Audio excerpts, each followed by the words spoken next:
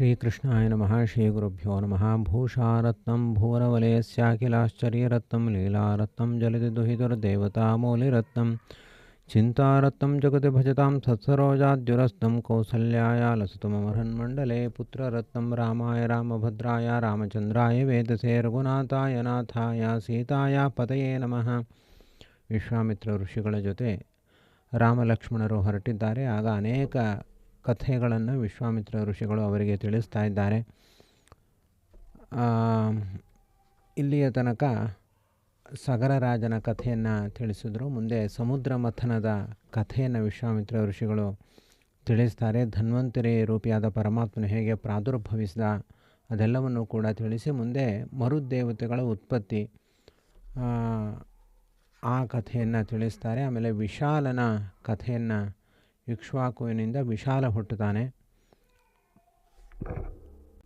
ಆ ವಿಶಾಲನ ಮಗನೇ ಸುಮತಿ, ಅವನು ಅಲ್ಲಿ ಇರ್ತಾನೆ. ಅವನು ರಾಮಲಕ್ಷ್ಮಣರನ್ನು ಆದರ ಮಾಡ್ತಾನೆ. ಅವರ ಕಥೆಯನ್ನು ಕೂಡ ವಿಶ್ವಾಮಿತ್ರ ಋಷಿಗಳು ತಿಳಿಸ್ತಾರೆ. ಮುಂದೆ ಅಹಲ್ಯೋದ್ಧಾರದ ಪ್ರಸಂಗ ನಡೆಯುತ್ತೆ. ಅಲ್ಲಿ ಗೌತಮ ಋಷಿಗಳು ತನ್ನ ಪತ್ನಿಯಾದ ಅಹಲ್ಯೆಗೆ ರಾಮದೇವರಿಂದ ಅನುಗ್ರಹವನ್ನು ಮಾಡಿಸ್ತಾರೆ. ಕಲ್ಲಾಗಿರುವಂತಹ ಅಹಲ್ಯೆ ಸ್ತ್ರೀಯಾಗಿ ತನ್ನ ಪುನಃ ಪಾತಿವ್ರತ್ಯದಿಂದ ಪತಿಯನ್ನು ಸೇರ್ತಾಳೆ. ಗೌತಮರ ಪತ್ನಿಯಾಗಿ ತನ್ನ ದೀರ್ಘ ಸಾಧನೆಯನ್ನು ಮುಂದುವರಿಸ್ತಾಳೆ. ಹೀಗೆ ಅನೇಕ ಘಟನೆಗಳನ್ನು ಮೆಲುಕು ಹಾಕ್ತಾ, ಅನೇಕ ಮಹಿಮೆಗಳನ್ನು ತೋರಿಸ್ತಾ ರಾಮಲಕ್ಷ್ಮಣರ ಜೊತೆ ವಿಶ್ವಾಮಿತ್ರ ಋಷಿಗಳು ಮಿಥಿಲಾ ಪಟ್ಟಣಕ್ಕೆ ಆಗಮಿಸಿದ್ದಾರೆ. ಅಲ್ಲಿ ಮಿಥಿಲೆಗೆ ಆಗಮಿಸಿದಾಗ ಈಶಾನ್ಯ ದಿಕ್ಕಿನಲ್ಲಿ ಯಜ್ಞ ಮಂಟಪವಿರುತ್ತೆ. ಆ ಯಜ್ಞಶಾಲೆಯನ್ನು ಎಲ್ಲರೂ ಕೂಡ ನೋಡ್ತಾರೆ. ರಾಮಲಕ್ಷ್ಮಣರ ಜೊತೆ ವಿಶ್ವಾಮಿತ್ರ ಋಷಿಗಳು ಆಗಮಿಸಿದ್ದಾರೆ ಎಂಬ ವಾರ್ತೆಯನ್ನು ಕೇಳಿದಾಕ್ಷಣ ಜನಕರಾಜ ಶತಾನಂದ ಮೊದಲಾದ ಋಷಿ ಮುನಿಗಳ ಜೊತೆಯಲ್ಲಿ ಕೂಡಿಕೊಂಡು ಬಂದು ಆದರದಿಂದ ಸ್ವಾಗತವನ್ನು ಮಾಡ್ತಾನೆ. ಅನೇಕ ದೇಶದಿಂದ ಬಂದಿರುವಂತಹ ಸ್ತ್ರೀಯರು, ಬಾಲಕರು ಹಾಗೂ ನಗರ ನಿವಾಸಿಗಳು ಪ್ರತಿಯೊಬ್ಬರೂ ಕೂಡ ರಾಮಲಕ್ಷ್ಮಣರನ್ನು ನೋಡುವುದಕ್ಕೋಸ್ಕರವೇ ಸಂಭ್ರಮದಿಂದ ಆಗಮಿಸ್ತಾ ಇದ್ದಾರೆ.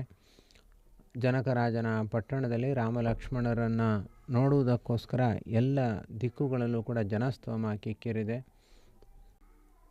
ಆ ರಾಮದೇವರ ಆ ದೇಹ ಸೌಷ್ಠವವನ್ನು, ನವಯೌವನ ಕಾಂತಿಯನ್ನು ಕಂಡು ಪ್ರತಿಯೊಬ್ಬರೂ ಕೂಡ ಸೀತಾಮಾತಿಗೆ ತಕ್ಕನಾದವರ ಅಂದರೆ ಇವನು ಮಾತ್ರ ಅಂತ ಅವರವರೇ ಮಾತನಾಡಿಕೊಳ್ತಾ ಇದ್ದಾರೆ.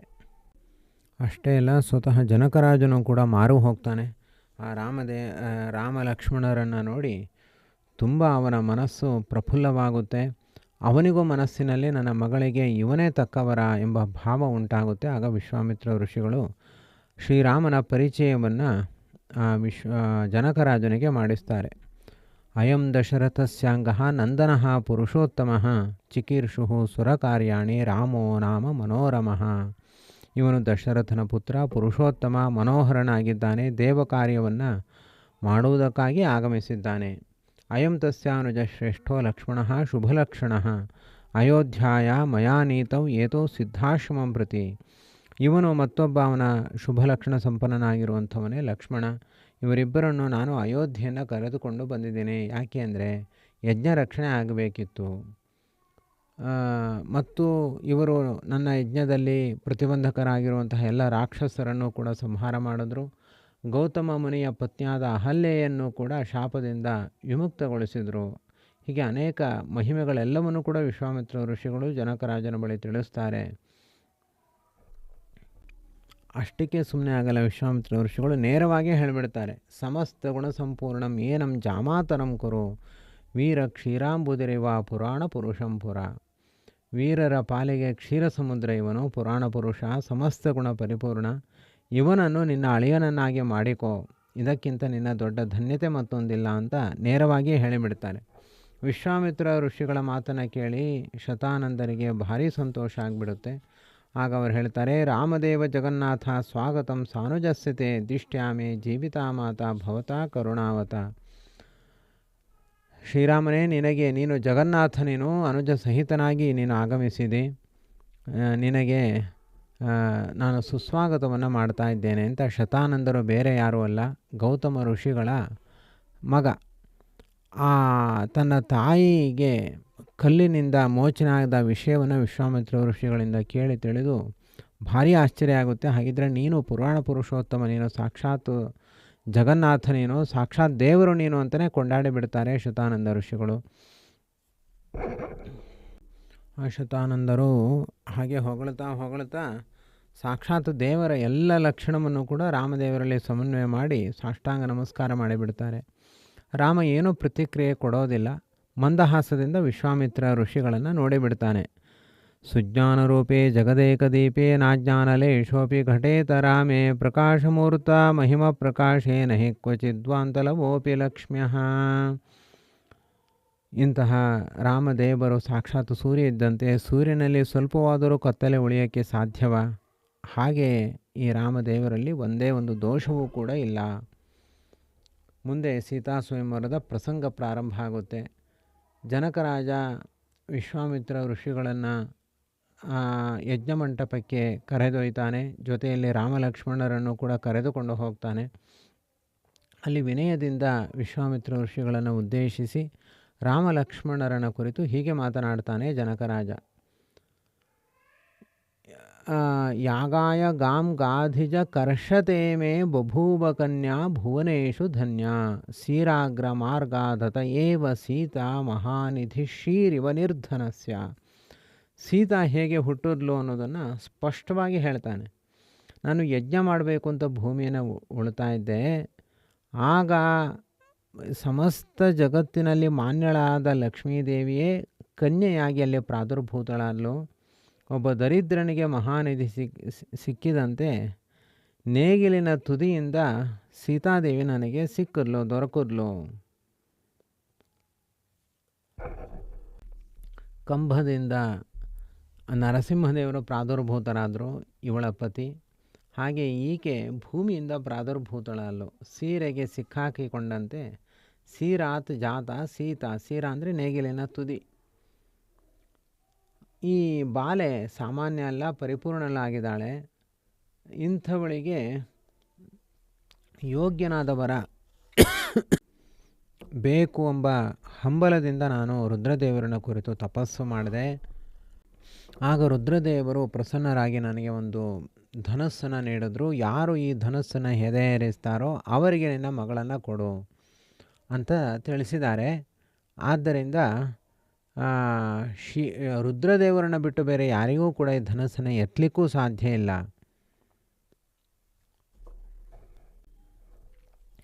ಆದರೆ ನನ್ನ 500 ಮಂದಿ ಭಟರು ಪುನಃ ರುದ್ರದೇವರ ವರವನ್ನು ಪಡೆದುಕೊಂಡು 500 ಮಂದಿ ಒಟ್ಟಿಗೆ ಸೇರಿ ಈ ಧನುಸ್ಸನ್ನು ಎಳೆದುಕೊಂಡು ಬರುವ ಶಕ್ತಿಯನ್ನು ಹೊಂದಿದ್ದಾರೆ.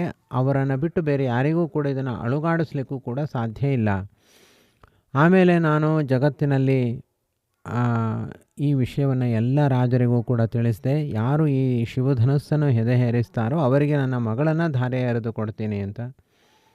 ವೀರಶ್ರೇಷ್ಠರಾದ ಅನೇಕ ರಾಜಪುತ್ರರು ಹಾಗೂ ದೈತ್ಯರು, ರಾಕ್ಷಸರು ಎಲ್ಲರೂ ಕೂಡ ಈ ಸ್ವಯಂವರಕ್ಕೆ ಅಂತ ಆಗಮಿಸಿದ್ದಾರೆ. ಕೆಲವರು ಧನಸ್ಸನ್ನು ನೋಡಿ ಭಯಪಟ್ಟು ಹಿಂದೆ ತಿರುಗಿ ಹೋಗಿದ್ದಾರೆ. ಇನ್ನು ಕೆಲವರು ಅದನ್ನು ಮುಟ್ಟಿ ಇದನ್ನು ಎತ್ತಲು ಸಾಧ್ಯ ಇಲ್ಲ ಅಂತ ತೀರ್ಮಾನ ಮಾಡಿದ್ದಾರೆ. ಇನ್ನು ಕೆಲವರು ಅಲುಗಾಡಿಸಿದ್ದಾರೆ. ಇನ್ನು ಕೆಲವರು ಅದನ್ನು ಎತ್ತಲಿಕ್ಕೆ ಪ್ರಯತ್ನಪಟ್ಟು ಬಿದ್ದು ಹೋಗಿದ್ದಾರೆ. ಈ ಉನ್ಮತ್ತನಾಗಿರುವಂಥ 10 ಮುಖದ ರಾವಣನೂ ಕೂಡ ಬಂದಿದ್ದ. ಅವನು ಇದನ್ನು ಎತ್ತಲಿಕ್ಕೆ ಹೋಗಿ ಬೆವತು ಮೂರ್ಛಿತನಾಗಿ ಭೂಮಿಯ ಮೇಲೆ ಉರುಳಿ ಹೋದ. ಅವನ ಸ್ಥಿತಿಯೇ ಹೀಗೆ ಇರಬೇಕಾದ್ರೆ ಉಳಿದವರ ಸ್ಥಿತಿ ಇನ್ನೇನು? ಮತ್ತು ನನಗೆ ಚತುರ್ಮುಖ ಬ್ರಹ್ಮದೇವರ ವರವೂ ಕೂಡ ಇದೆ. ಯಾರೂ ಕೂಡ ಈ ಸೀತೆಯನ್ನು ಬಲಾತ್ಕಾರ ಮಾಡಲಿಕ್ಕೆ ಸಾಧ್ಯ ಇಲ್ಲ. ಆದ್ದರಿಂದ ಎಂಥ ಖಳನೇ ಆಗಿರಲಿ, ಅವನು ಎಷ್ಟೇ ಬಲಿಷ್ಠನಾಗಿರಲಿ, ಸೀತಾಮಾತೆಯನ್ನು ಬಲಾತ್ಕಾರ ಮಾಡಿ ಅಪಹಾರ ಮಾಡಲಿಕ್ಕೆ ಸಾಧ್ಯ ಇಲ್ಲ. ಈಗ ಆಗಮಿಸಿರುವಂತಹ ಶ್ರೀರಾಮಚಂದ್ರ ಈ ಧನಸ್ಸನ್ನು ಹೆದೆಯೇರಿಸಲಿ. ಸೀತಾದೇವಿ ಇವನ ಪತ್ನಿಯಾಗಲಿ. ಚಂದ್ರಿಕೆ ಪರಿಪೂರ್ಣ ಚಂದ್ರನನ್ನು ಹೊಂದುವಂತೆ ಸೀತೆ ಇವನನ್ನು ಹೊಂದಿ ಧನ್ಯಳಾಗಲಿ. ಇದೇ ನನ್ನ ಹೆಬ್ಬಯಕೆ ಎಂಬ ತನ್ನ ಮನಸ್ಸಿನ ಪೂರ್ಣ ಆಸೆಯನ್ನು ಆ ವಿಶ್ವಾಮಿತ್ರ ಋಷಿಗಳಲ್ಲಿ ಜನಕರಾಜ ನಿವೇದನೆ ಮಾಡ್ತಾ ಇದ್ದಾನೆ. ಹೀಗೆ ಜನಕರಾಜ ಹೇಳಿದಾಗ ವಿಶ್ವಾಮಿತ್ರ ಋಷಿಗಳು ಆ ಜನಕರಾಜನನ್ನು ಕುರಿತು ಹೇಳ್ತಾರೆ, ಭೂಪತಿಯೇ ನೀನು ಆ ಧನಸ್ಸನ್ನು ಈಗಲೇ ತರಿಸು. ಇವನು ಶ್ರೀರಾಮಚಂದ್ರ ಅದನ್ನು ಎತ್ತುತ್ತಾನೆ. ರಾಜಾಜ್ಞಯಾಥಾ ಚಕ್ರಶ್ರೇಷ್ಠ ಚಕ್ರಂ ಮಂಜೂಷಯಾ ಯಃ ಕೃತಯಾಭಿಗುಪ್ತಂ. 8 ಚಕ್ರಗಳ ಉಕ್ಕಿನ ಮಂಜೂಷೆಯಲ್ಲಿ ಅದು ರಕ್ಷಿತವಾಗಿತ್ತು.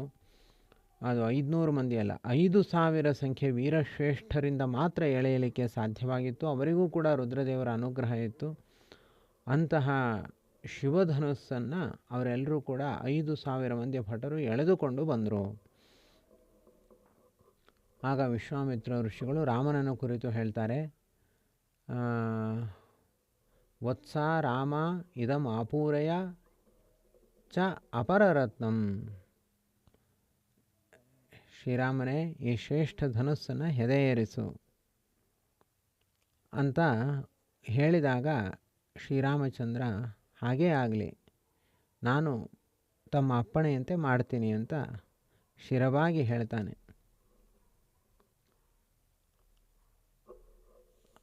ಆಗ ಧನುಸ್ಸಿನ ಬಳಿ ರಾಮದೇವರು ನಡೆದುಕೊಂಡು ಹೋಗ್ತಾರೆ.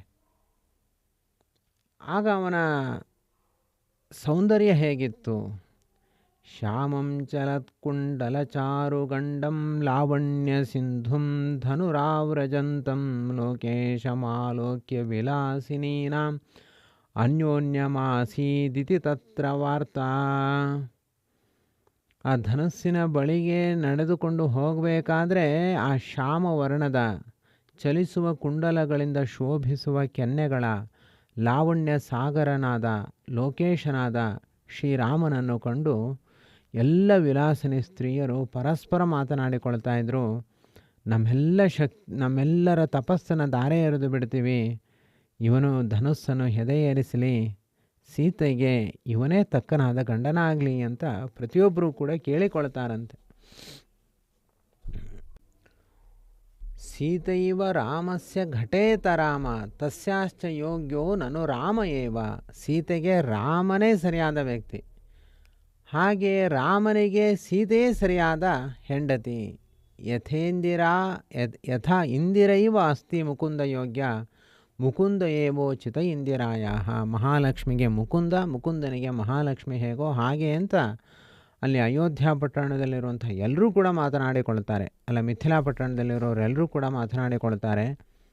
ಆ ಸಂದರ್ಭದಲ್ಲಿ ಸಾವಿರಾರು ಜನರು ಎವೆ ಇಕ್ಕದೆ ನೋಡ್ತಾ ಇದ್ದಾರೆ. ಜನಕರಾಜ ವಿಶ್ವಾಮಿತ್ರ ಋಷಿಗಳು ಸ್ವಸ್ತಿವಾಚನವನ್ನು ಮಾಡ್ತಾ ಇದ್ದಾರೆ. ಆಗ ಲಕ್ಷ್ಮಣ ಮಂದಹಾಸದಿಂದ ರಾಮನ ಆ ಒಂದು ಕ್ರಿಯೆಗಳನ್ನು ಚರ್ಯೆಗಳನ್ನು ಗಮನಿಸ್ತಾ ಇದ್ದಾನೆ. ಆಗ ಶ್ರೀರಾಮಚಂದ್ರ ನೇರವಾಗಿ ಹೋದ, ಎಡಗೈಯಲ್ಲಿ ಧನಸ್ಸನ್ನು ಹಿಡಿದುಕೊಂಡ, ತಾಲಪ್ರಮಾಣಂ ಪರಿಕೃಷ್ಯಮಾಣಂ ಮಧ್ಯೆ ಮಹಾಚಾಪಂ ಅಭಜ್ಯತಾಶು ವಿಶ್ವಾಧಿನಾಥೇನ ವಿನೈವ ಯತ್ನಂ ಯಥೇಂದ್ರನಾಗೇನ ನವೇಕ್ಷುದಂಡಂ. ಒಂದು ಆನೆ ಬಂದು, ಅದು ಯಾವ ಆನೆ? ಐರಾವತ ಬಂದು ಹಸಿಯಾದ ಕಬ್ಬಿನ ಕೋಲನ್ನು ಹೇಗೆ ಮುರಿದು ಹಾಕುತ್ತೋ ಅದರಂತೆ ರಾಮದೇವರು ಬಂದು ಆ ದೊಡ್ಡ ಧನಸ್ಸನ್ನು 5,000 ಮಂದಿ ಎಳೆದುಕೊಂಡು ಬರುವಂತಹ ಧನಸ್ಸನ್ನು ಲೀಲಾಜಾಲವಾಗಿ ಮುರಿದು ಹಾಕಿಬಿಟ್ಟ. ಆ ಶಬ್ದ ಹೇಗೆ ಬಂತು ಆಗ ಧನಸ್ಸನ್ನು ಮುರಿದಾಗ ಅಂತಂದರೆ, ಎಲ್ಲ ಲೋಕಗಳಿಗೆ ತಿಳಿಸ್ಬೇಕಲ್ಲ, ಸೀತೆ ರಾಮನ ಹೆಂಡತಿ ಆದ್ಲು ಅನ್ನುವಂತಹ ವಾರ್ತೆ ಎಲ್ರಿಗೂ ಕೂಡ ತಿಳಿಸ್ಬೇಕಲ್ಲ. ಅದಕ್ಕೆ ಒಬ್ಬರಿಂದ ಒಬ್ಬರು ತಿಳಿಸೋದು ವಿಳಂಬ ಆಗುತ್ತೆ ಅಂತ ಆ ಧನಸ್ಸು ಮುರಿದಾಗ ಉಂಟಾದ ಶಬ್ದ, ಆ ಶಬ್ದವೇ ಎಲ್ಲ ಕಡೆ ಓಡಿ ಹೋಗಿ 14 ಲೋಕಗಳಿಗೆ ಹೇಳ್ತಂತೆ, ಸೀತೆ ರಾಮನ ಪಾಲಾದ್ಲು, ರಾಮನ ಹೆಂಡತಿ ಆದ್ಲು ಅಂತ. ಆಗ ಸೀತಾದೇವಿ ಬರ್ತಾಳಂತೆ. ಹೇಗೆ ಬಂದ್ಲು ರಾಮನ ಬಳಿ? ಮಂಜೀರ ಮಂಜುಧ್ವನಿಪೂರಿತಾಶಾ ಗತಿಶ್ರಿಯ ಲಜ್ಜಿತ ರಾಜಹಂಸಿ ಪದೇ ಪದೇ ರಮ್ಯತರಾ ಪದಾಭ್ಯಾಂ ಸೀತಾಭಿರಾಮಂ ಶನಕೈರ್ಜಗಾಮ. ಆ ಸೀತಾಮಾತೆಯ ಕಾಲ್ಗೆಜ್ಜೆಗಳು ಮಂಜುಳ ಧ್ವನಿಯಿಂದ ಎಲ್ಲ ದಿಕ್ಕುಗಳಲ್ಲಿ ಕೇಳಿಸ್ತಾ ಇತ್ತು. ಕೋಮಲವಾದ ನಡಿಗೆಯಿಂದ ರಾಜಹಂಸಿ ಪಕ್ಷಿಯನ್ನು ಕೂಡ ನಾಚಿಸುವಂತೆ ಹೆಜ್ಜೆ ಹೆಜ್ಜೆಗೂ ಕೂಡ ಆ ರಾಮನ ಗುಣಗಳನ್ನೇ ಚಿಂತಿಸ್ತಾ ಮನೋಹರಳಾದ ಸೀತಾದೇವಿ ಮೆಲ್ಲನೆ ಬಂದು ಶ್ರೀರಾಮದೇವರ ಪಕ್ಕದಲ್ಲಿ ಶ್ರೀರಾಮನ ಬಳಿ ಆಗಮಿಸಿದ್ಲಂತೆ. ಸೀತಾದೇವಿ ರಾಮದೇವರ ಬಳಿ ಬರಬೇಕಾದ್ರೆ ಒಂದು ಕಡೆ ಅವಳಿಗೆ ನಾಚಿಕೆ ಆಗ್ತಾ ಇದೆ, ಮತ್ತೊಂದು ಕಡೆ ರಾಮದೇವರ ಮೇಲೆ ಭಕ್ತಿ ಬರ್ತಾ ಇದೆ. ಈ ಲಜ್ಜೆಯನ್ನು ಹೆಚ್ಚು ಮಾಡಿಕೊಳ್ಬೇಕು, ನಾಚಿಕೆಯನ್ನು ಹೆಚ್ಚು ಮಾಡಿಕೊಳ್ಬೇಕು, ಭಕ್ತಿಯನ್ನು ಹೆಚ್ಚು ಮಾಡಿಕೊಳ್ಬೇಕು. ಲಜ್ಜೆ ಹೆಚ್ಚಾದರೆ ಹತ್ತಿರ ಬರಲಿಕ್ಕೆ ಆಗೋದಿಲ್ಲ. ಆದ್ದರಿಂದ ಭಕ್ತಿಯ ಕೈ ಮೇಲಾಗಿ ಲಜ್ಜೆಯನ್ನು ಬಿಟ್ಟು ಸೀತೆ ರಾಮನನ್ನು ಕುಡಿನೋಟದಿಂದ ನೋಡಿಬಿಟ್ಲು. ಪ್ರಸನ್ನವಕ್ತ್ರಂ ಸರಸೀರುಹಾಕ್ಷಂ ಶ್ಯಾಮಂ ಸುಗಂಧಾರುಣಚಂದನಾಕ್ತಂ ಶೂರಂ ಕಿಶೋರಂ ಶರಣಂ ಪ್ರಜಾನಾಂ ಕಾಂತಂ ವಿಲೋಕ್ಯಾಭಿನನಂದ ಕಾಂತ. ಶ್ರೀರಾಮಚಂದ್ರ ಪ್ರಸನ್ನವದನನಾಗಿದ್ದಾನೆ, ಕಮಲದ ಕಣ್ಣಿನಂತೆ ಉಳ್ಳವನಾಗಿದ್ದಾನೆ, ಶ್ಯಾಮವರ್ಣದಿಂದ ಶೋಭಿಸ್ತಾ ಇದ್ದಾನೆ, ಪರಿಮಳದ ಶ್ರೀಗಂಧದಿಂದ ಲಿಪ್ತನಾಗಿದ್ದಾನೆ, ಶೂರನು ತರುಣನೂ ಆಗಿದ್ದಾನೆ, ಪ್ರಜೆಗಳಿಂದ ಶರಣ್ಯನಾಗಿದ್ದಾನೆ. ಇಂತಹ ಮನೋಹರನಾದ ಶ್ರೀರಾಮಚಂದ್ರನನ್ನು ಸೀತೆ ಬೇಗನೆ ನೋಡಿ ಆನಂದವನ್ನು ತುಂಬಿಕೊಂಡು ಮನಸ್ಸಿನಲ್ಲಿ. ಅಥೋಕರಾಭ್ಯಾಂ ಪ್ರತಿಗೃಹ್ಯ ಮಾಲಾಂ ಅಮ್ಲಾನ ಪದ್ಮಾಂ ಜಲಜಾಯತಾಕ್ಷಿ ಉಪೇತ್ಯ ಮಂದಂ ಲಲಿತೈಃ ಪದೈಸ್ತಾಂ ತದಂ ಸ ಆಸಜ್ಯ ಚ ಪಾರ್ಶ್ವತೋಭವತ್. ಕೈಯಲ್ಲಿ ಹಾರವನ್ನು ಹಿಡಿದುಕೊಂಡಿದ್ದಾಳೆ. ಎಂದೆಂದೂ ಬಾಡಾದ, ಯಾವತ್ತೂ ಬಾಡದ ಮಾಲೆ ಅದು. ಅದನ್ನು ಸೀತಾಮಾತೆ ಹಿಡಿದುಕೊಂಡು ಆ ರಾಮದೇವರ ಭುಜಗಳಲ್ಲಿ ಆ ಹಾರವನ್ನು ಇಟ್ಟು ಪಕ್ಕದಲ್ಲಿ ನಿಂತಿದ್ದಾಳೆ. ರಾಮದೇವರ ಪಕ್ಕದಲ್ಲಿ ಸೀತಾದೇವಿ ನಿಂತಿದ್ದಾಳೆ.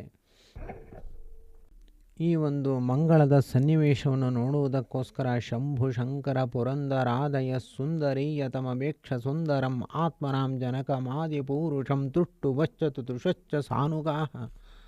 ಬ್ರಹ್ಮದೇವರು, ರುದ್ರದೇವರು, ಇಂದ್ರದೇವರು, ಎಲ್ಲ ಗಂಧರ್ವರು, ಅಪ್ಸರೆಯರು ಎಲ್ಲರೂ ಕೂಡ ಕಿಕ್ಕಿರಿದು ಆಗಮಿಸ್ತಾ ಇದ್ದಾರಂತೆ.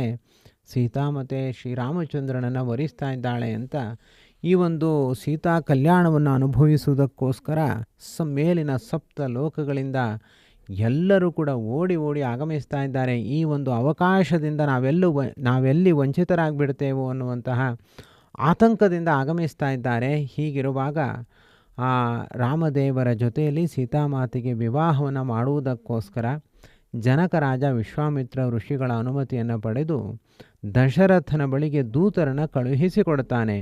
ಆ ದೂತರು 3 ರಾತ್ರಿಗಳಲ್ಲಿ ದಶರಥನ ನಗರವನ್ನು ತಲುಪಿ ಆ ದಶರಥ ರಾಜನಿಗೆ ಎಲ್ಲ ವಿಷಯವನ್ನು ಕೂಡ ತಿಳಿಸ್ತಾರೆ. ದಶರಥ ರಾಜನ ಆನಂದಕ್ಕೆ ಪಾರವೇ ಇಲ್ಲ, ಎಷ್ಟು ಸಂತೋಷ ಪಡ್ತಾನೆ.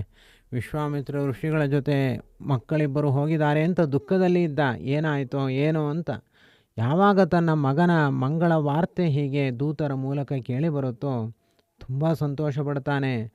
ಒಂದು ಕ್ಷಣವೂ ಕೂಡ ವಿಳಂಬ ಮಾಡದೆ ಎಲ್ಲ ಮಂತ್ರಿ ಜನರನ್ನು ಕರೆದುಕೊಂಡು ಮಿಥಿಲಾಪಟ್ಟಣಕ್ಕೆ ಆಗಮಿಸ್ತಾ ಇದ್ದಾನೆ ದಶರಥ ರಾಜ.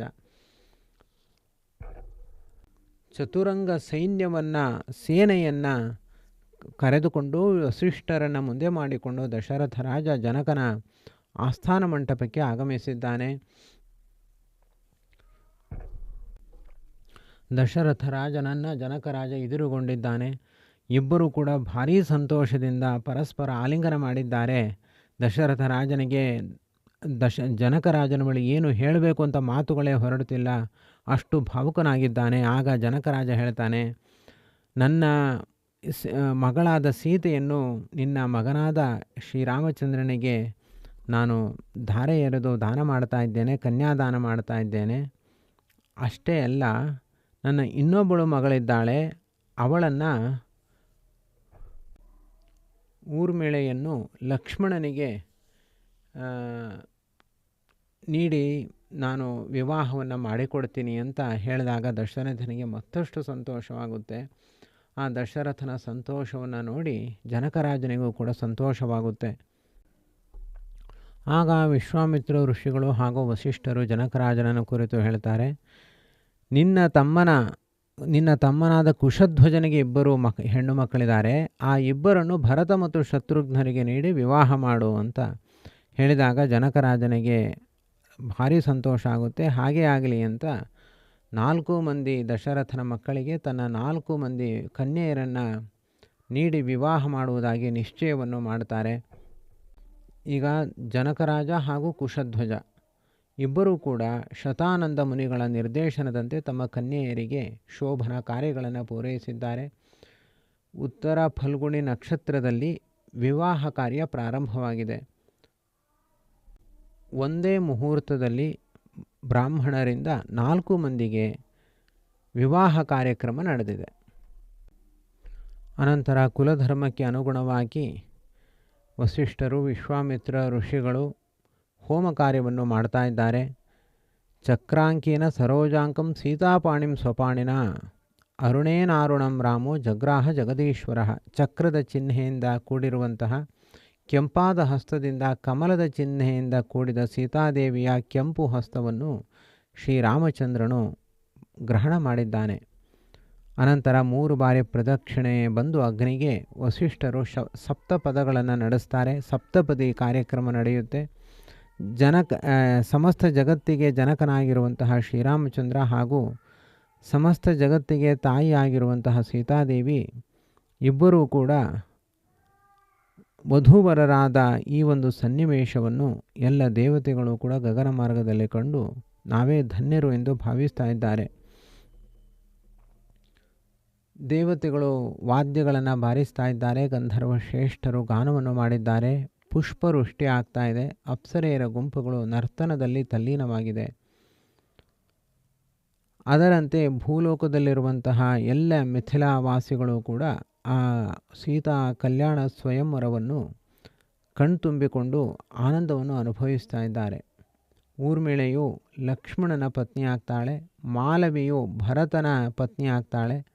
ಶ್ರುತಕೀರ್ತಿಯು ಶತ್ರುಘ್ನನ ಪತ್ನಿ ಆಗ್ತಾಳೆ. ಹೀಗೆ ಸೀತೆ, ಊರ್ಮಿಳೆ, ಮಾಲವಿ ಹಾಗೂ ಶ್ರುತಕೀರ್ತಿ ಎಂಬ 4 ರಾಮ, ಲಕ್ಷ್ಮಣ, ಭರತ, ಶತ್ರುಘ್ನರ ಪತ್ನಿಯರಾದರು. ಅನಂತರ ಜನಕರಾಜ ಎಲ್ಲ ಪುರೋಹಿತರನ್ನು ಹಾಗೂ ಬ್ರಾಹ್ಮಣ ಶ್ರೇಷ್ಠರನ್ನು ಆದರ ಆತಿಥ್ಯದಿಂದ ಅವರೆಲ್ಲರಿಗೂ ಕೂಡ ಮನಸೋ ಇಚ್ಛೆಯಂತೆ ದಾನ ದಕ್ಷಿಣೆಗಳನ್ನು ಕೂಡ ನೀಡ್ತಾನೆ. ಮತ್ತು ತಮ್ಮ ಅಳಿಯಂದಿರಿಗೂ ಕೂಡ ಅನೇಕ ಉಡುಗೊರೆಗಳನ್ನು ನೀಡ್ತಾನೆ. ನವರತ್ನಗಳ ರಾಶಿಯನ್ನು ಹಾಗೂ ಲಕ್ಷ ಲಕ್ಷ ಗೋವುಗಳನ್ನು, ಚತುರಂಗ ಸೇನೆಯನ್ನು, 20,000 ಚಿನ್ನವನ್ನು, ಅದರಂತೆ ದಾಸದಾಸಿಯರನ್ನು ಜನಕರಾಜ ಅಪರಿಮಿತವಾಗಿ ನೀಡ್ತಾನೆ. ಆಗ ವಿಶ್ವಾಮಿತ್ರ ಋಷಿಗಳು ತಾವು ಆಗಮಿಸಿದ ಕಾರ್ಯವು ನೆರವೇರಿತು ಎಂದು ಭಾವಿಸಿ ರಾಮದೇವರಿಗೆ, ಲಕ್ಷ್ಮಣನಿಗೆ ಎಲ್ಲರಿಗೂ ಕೂಡ ಆಶೀರ್ವಾದವನ್ನು ಮಾಡಿ ತಾವು ತಮ್ಮ ಸಿದ್ಧಾಶ್ರಮಕ್ಕೆ ಅಲ್ಲಿಂದ ತೆರಳುತ್ತಾರೆ. ದಶರಥ ರಾಜ ತಮ್ಮೆಲ್ಲ ಮಕ್ಕಳನ್ನು ಕರೆದುಕೊಂಡು ಅಯೋಧ್ಯ ಪಟ್ಟಣದ ಕಡೆ ಅವನು ಆಗಮಿಸಲು ಸಿದ್ಧನಾಗಿದ್ದಾನೆ. ಇಲ್ಲಿಗೆ ಸೀತಾರಾಮ ಕಲ್ಯಾಣ ಮಂಗಳ ಪ್ರಸಂಗವು ಪರಿಸಮಾಪ್ತವಾಗಿದೆ. ಮಂಗಳಂ ಭಗವಾನ್ ವಿಷ್ಣುರ್ಮಂಗಳಂ ಮಧುಸೂದನಃ ಮಂಗಳಂ ದೇವಕೀ ಪುತ್ರೋ ಮಂಗಳಂ ಗರುಡಧ್ವಜಃ. ಶ್ರೀಕೃಷ್ಣಾರ್ಪಣಮಸ್ತು.